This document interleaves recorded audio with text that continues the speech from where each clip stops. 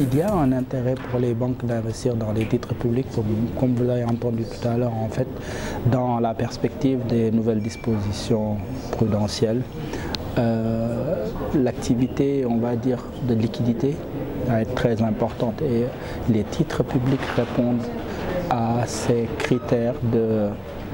on va dire, d'actifs de qualité qui font que les banques ont tout intérêt, en tout cas voient un intérêt à investir sur les titres publics pour pouvoir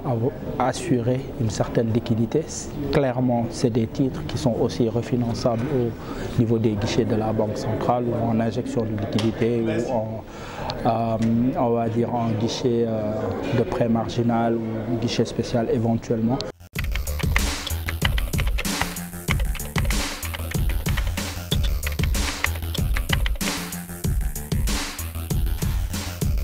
La perspective qu'on voit clairement sur le long terme, c'est que nous pensons que les titres à long terme ne devraient pas être détenus, en tout cas principalement par les banques comme c'est le cas aujourd'hui. On voit une perspective, en tout cas on voit un état des lieux qui est que 80 à 90%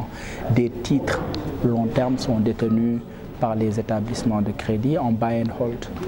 La transformation qu'on espère en tout cas avoir sur ce marché, c'est d'identifier des investisseurs qui seraient porteurs de ces titres-là et que les banques jouent ce rôle d'intermédiation, de distribution avec leurs accès au guichet, en tout cas des émissions primaires, pour en soit qu'on puisse avoir des investisseurs sur le long terme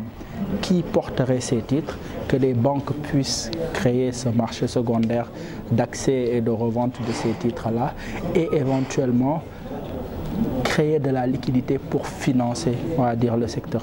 privé. Donc, les émissions à long terme, la participation des banques devrait être importante, mais il y a lieu d'identifier des investisseurs qui auraient plus un profil long terme,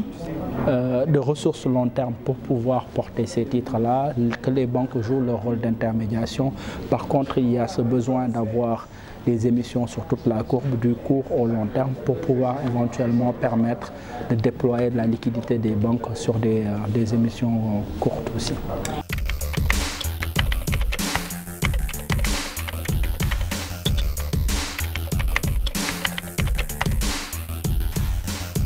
Au niveau de la rentabilité, clairement, on retrouve que par rapport aux demandes des émetteurs qui sont principalement les trésors publics, on voit une certaine rentabilité de ces titres-là lorsqu'on atteint des titres sur le moyen terme.